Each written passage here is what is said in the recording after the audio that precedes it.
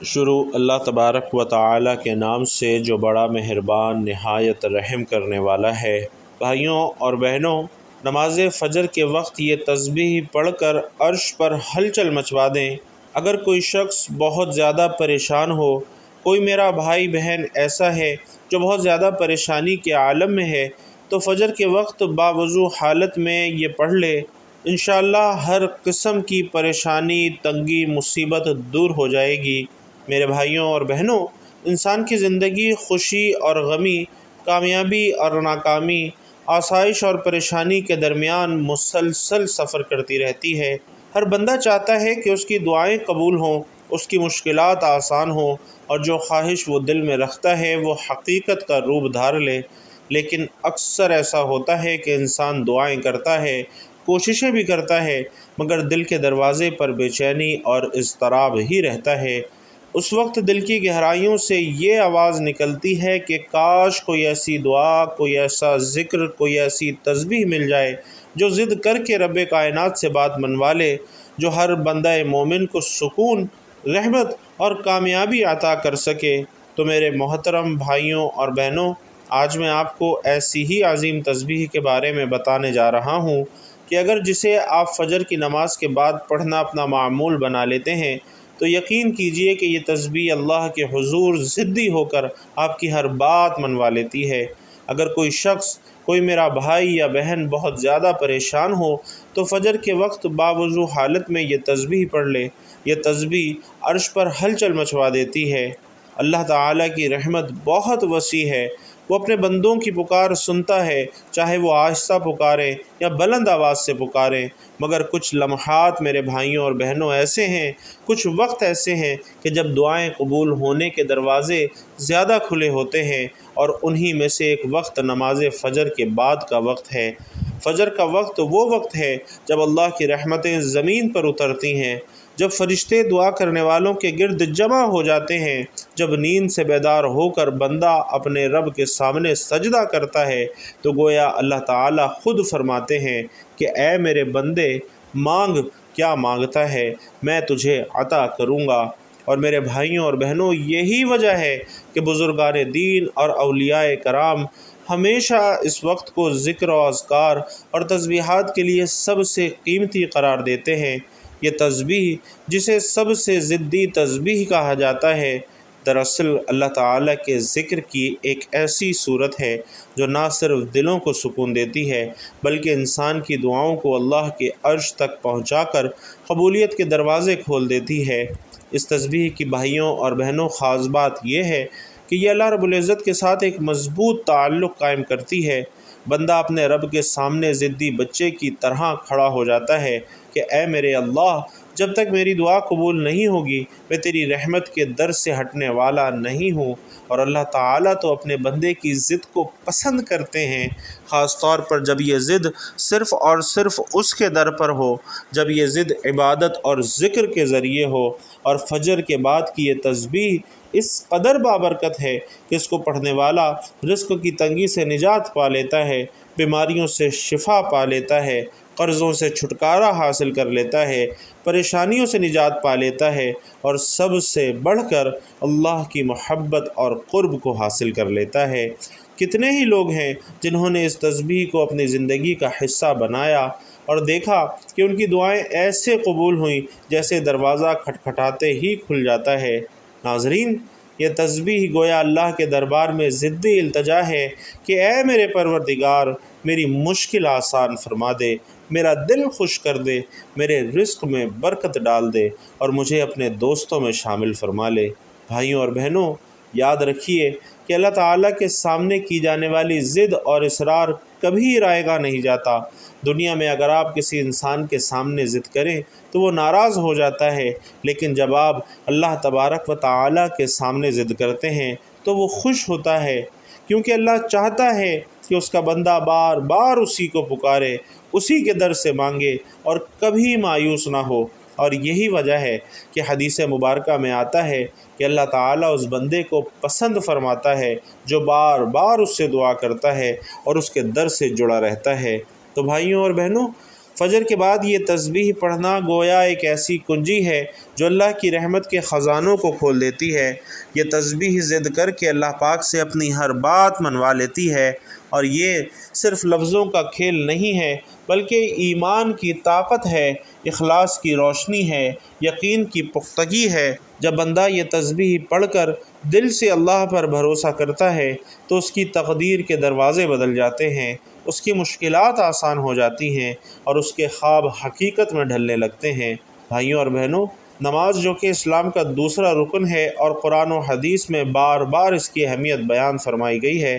قرآن کریم میں اللہ تبارک و تعالی فرماتے ہیں، ان الصلاۃ کانت علی المؤمنین کتابا موقوتا، یعنی یقیناً نماز مسلمانوں پر وقت کی پابندی کے ساتھ فرض کی گئی ہے۔ نماز بندے اور اللہ کے درمیان تعلق کو مضبوط کرتی ہے اور یہ ایمان کا عملی اظہار ہے۔ ترک نماز کو قرآن و سنت میں سخت گناہ اور کفر کے قریب ترین عمل قرار دیا گیا ہے۔ بھائیوں اور بہنوں، نماز مومن کا سب سے بڑا اور سب سے طاقتور ہتھیار ہے۔ نماز گناہوں کو مٹانے والی ہے۔ جیسا کہ درخت سے پتے جھڑتے ہیں ویسے ہی نماز کے ذریعے گناہ معاف ہوتے ہیں۔ نماز کے ذریعے بندہ اپنے رب کے قریب ہوتا ہے، اور حدیث میں آتا ہے کہ بندہ سب سے زیادہ اللہ کے قریب سجدے کی حالت میں ہوتا ہے۔ قیامت کے دن سب سے پہلے نماز ہی کا حساب ہوگا۔ اگر نماز درست ہوئی تو باقی اعمال بھی درست ہوں گے۔ اور نماز فجر کو تمام نمازوں میں ایک خصوصی فضیلت حاصل ہے، کیونکہ اس وقت انسان اپنے آرام کو چھوڑ کر اللہ کے حضور کھڑا ہوتا ہے۔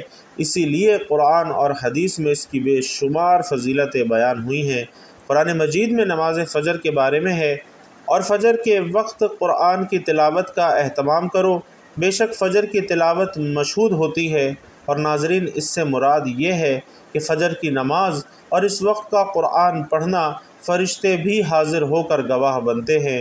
فجر کی دو سنتوں کے حوالے سے آپ صلی اللہ علیہ وسلم فرماتے ہیں کہ فجر کی 2 رکعات سنت دنیا اور اس کی ساری چیزوں سے بہتر ہے۔ ناظرین، فجر کی نماز جنت میں داخلے کا ذریعہ ہے۔ خود پیارے آقا صلی اللہ علیہ وسلم فرماتے ہیں کہ جو شخص فجر کی نماز پڑھتا ہے وہ اللہ کے ذمے یعنی اس کی حفاظت میں چلا جاتا ہے۔ اسی طرح نبی علیہ السلام نے فرمایا کہ جو شخص سورج نکلنے سے پہلے یعنی فجر اور سورج غروب ہونے سے پہلے یعنی عصر کی نماز پڑھے تو وہ جنت میں داخل ہوگا۔ آپ صلی اللہ علیہ وسلم نے یہ بھی فرمایا کہ جو شخص صبح کو نماز پڑھ لے وہ اللہ کی حفاظت میں آ جاتا ہے۔ ناظرین، حضرت علی رضی اللہ تعالیٰ عنہ فرماتے ہیں کہ جو شخص نماز کا اہتمام کرتا ہے اللہ تبارک و تعالیٰ اس کے دل کو نور سے بھر دیتا ہے اور اس کی زندگی میں سکون اور قرار عطا فرماتا ہے۔ بھائیوں اور بہنوں، آج کل ہمارے زوال کی ایک بہت بڑی وجہ، ہماری ناکامی کی ایک بہت بڑی وجہ یہ بھی ہے کہ ہم نے اللہ تبارک و تعالیٰ اور اس کے پیارے حبیب صلی اللہ علیہ وسلم کا بتایا ہوا راستہ چھوڑ دیا ہے، اور دنیا کے پیچھے ایسے بھاگ رہے ہیں کہ نہ نماز کی فکر ہے، نہ تلاوت قرآن کی فکر ہے، نہ صدقہ خیرات کی فکر ہے، نہ ہی ذکر و اذکار اور تسبیحات کی فکر ہے۔ اور کیا ہوتا ہے کہ بعد میں ہم پریشان رہتے ہیں، ادھر ادھر ہم گلہ شکوہ کرتے ہیں کہ ہمیں کیا ہو رہا ہے، ہمارے ساتھ ہماری زندگی کیا کر رہی ہے، زندگی دن بدن دشوار ہوتی جا رہی ہے۔ تو بھائیوں، اسلام تو ایک مکمل ضابطۂ حیات ہے جو انسان کی زندگی کے ہر پہلو کی رہنمائی کرتا ہے۔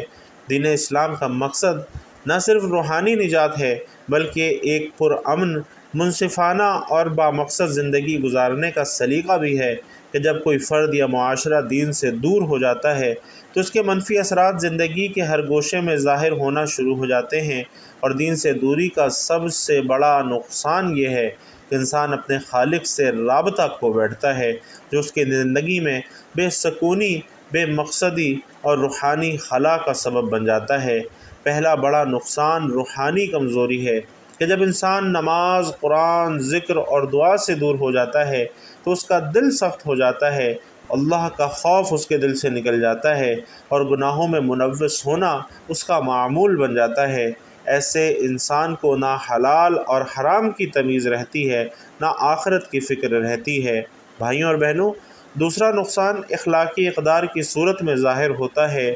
دین ہمیں سچ بولنے، امانت داری، عدل، صبر، شکر اور رحم دلی کی تعلیم دیتا ہے، اور دین سے دوری کی صورت میں یہی اخلاقی اقدار کمزور ہو جاتی ہیں، اور نتیجہ یہ ہوتا ہے کہ معاشرہ بددیانتی، جھوٹ، ظلم، خود غرضی اور فتنہ و فساد کا شکار ہو جاتا ہے۔ تیسرا بڑا نقصان معاشرتی بگاڑ ہے کہ جب فرد دینی تعلیمات کو چھوڑ دیتا ہے تو اس کا اثر پورے معاشرے پر پڑتا ہے۔ خاندان ٹوٹ پھوٹ کا شکار ہو جاتے ہیں، رشتوں میں دراڑ آ جاتی ہے، والدین کی نافرمانی بڑھ جاتی ہے اور معاشرتی رابطہ کمزور ہونے لگتا ہے۔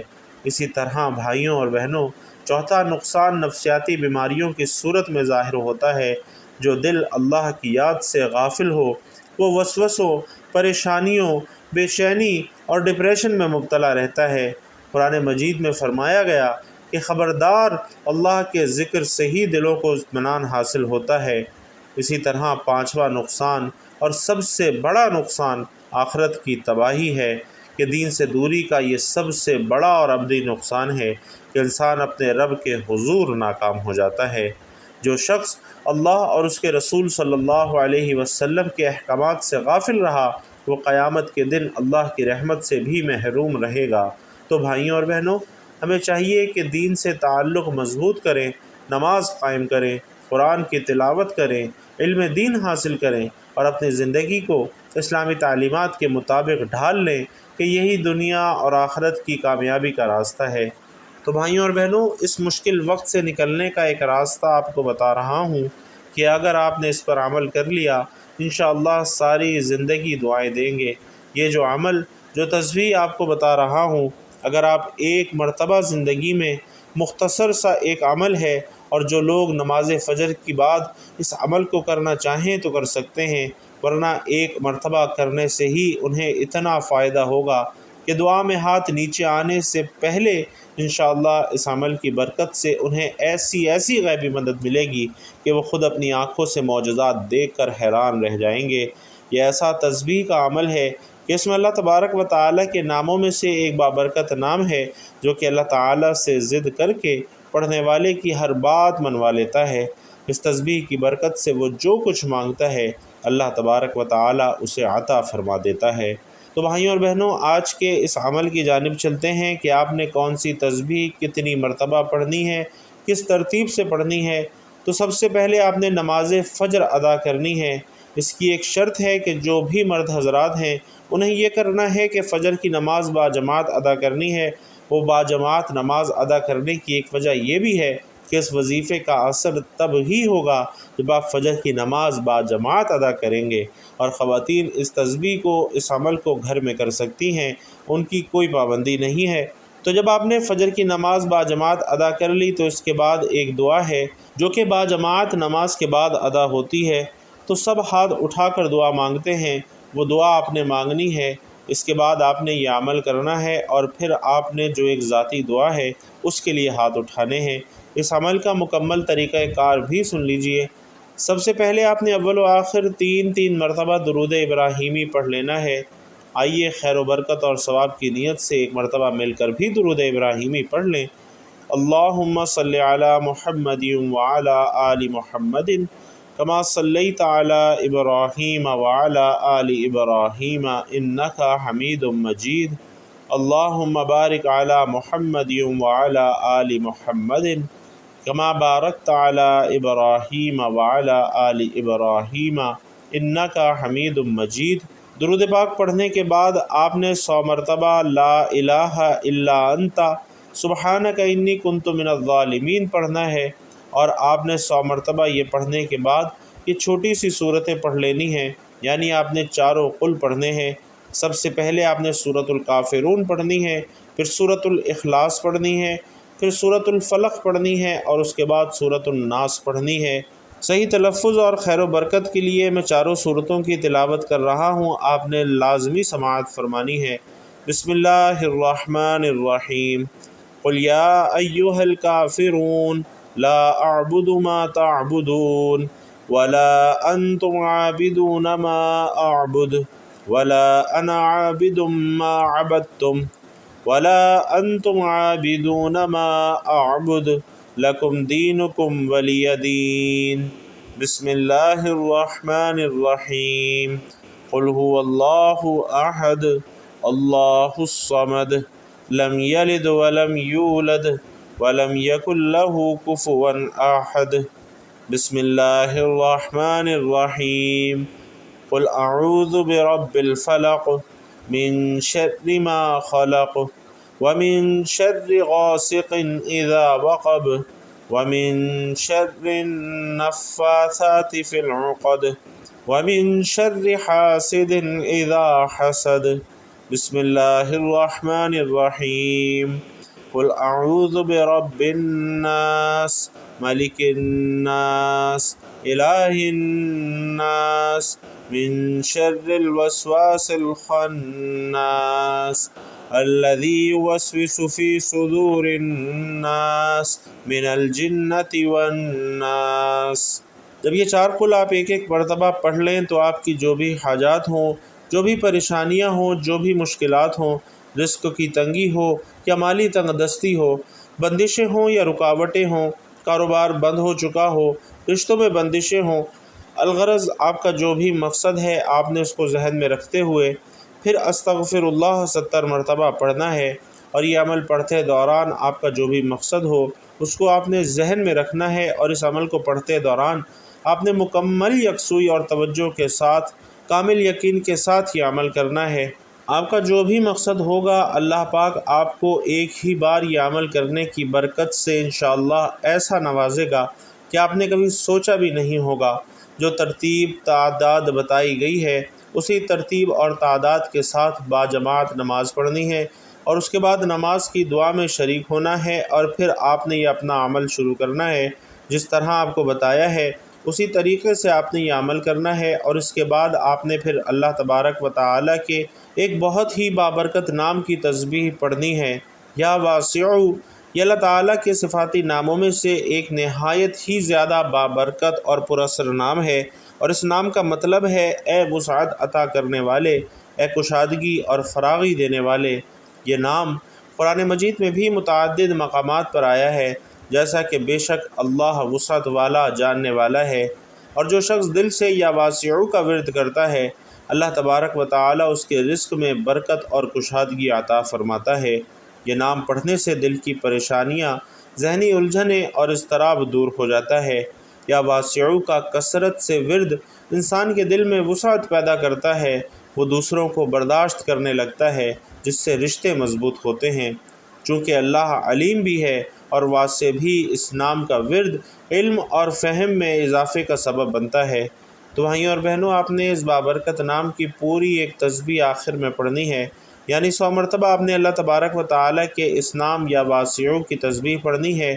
یہ ایسی ضدی تسبیح ہے کہ جو اللہ کریم سے ہر بات منوا کر رہتی ہے۔ آپ جو بھی مانگیں گے آپ کو انشاءاللہ اس نام کی برکت سے اللہ پاک ضرور عطا فرمائیں گے، اور اس کی برکت سے اللہ تبارک و تعالیٰ آپ کے رزق میں، آپ کے جان و مال میں، آپ کی عزت آبرو میں بھی وسعت عطا فرمائیں گے، آپ کے علم میں بھی اضافہ ہوگا، آپ کی تمام پریشانیاں بھی دور ہوں گی، تمام مشکلات بھی حل ہوں گی۔ انشاءاللہ آپ کی جو بھی دلی خواہشات ہوں گی، جو بھی مرادیں ہوں گی، وہ اس بابرکت تسبیح کے عمل سے اللہ پاک ضرور پوری فرمائے گا۔ اور اس کے بعد آخر میں پھر 3 مرتبہ آپ نے درود پاک پڑھنا ہے، اور جو بھی دل میں خواہشات ہوں، جو مرادیں ہوں، جو تمنائیں ہوں، ان کا تصور کر کے اللہ تبارک و تعالیٰ کی بارگاہ میں رو رو کر، گڑ گڑا کر، اپنے گناہوں پر ندامت کرتے ہوئے آپ نے مانگتے چلے جانا ہے۔ انشاءاللہ اس تسبیح کی برکت سے اللہ تبارک و تعالیٰ آپ کو ہر اس چیز سے نوازے گا جس کی آپ کے دل میں خواہش ہوگی۔ آخر میں دعا ہے کہ اللہ تبارک و تعالیٰ ہم سب کی تمام مشکلات اور پریشانیوں کو دور فرمائے، ہم سب کی تمام حاجات کو پورا فرمائے، رزق کی تنگی، مالی پریشانی کو دور فرمائے، رشتوں میں نفرتوں کو دور فرمائے، رشتوں کی بندشوں کو دور فرمائے، جوان بیٹے بیٹیوں کے رشتوں کے اچھے اسباب پیدا فرمائے، ہر کام میں آسانی پیدا فرمائے۔ اللہ تبارک و تعالی ہم سب کو نیکی کی بات سننے، سمجھنے اور اس پر عمل کرنے کی طاقت اور توفیق مرحمت فرمائے۔ آمین یا رب العالمین۔ بھائیوں اور بہنوں، بیان اچھا لگا ہو تو کمنٹ باکس میں ایک مرتبہ صدق دل سے سبحان اللہ ضرور لکھتے جائیے گا۔ اللہ تبارک و تعالی آپ سب کا حامی و ناصر ہو، آمین یا رب العالمین۔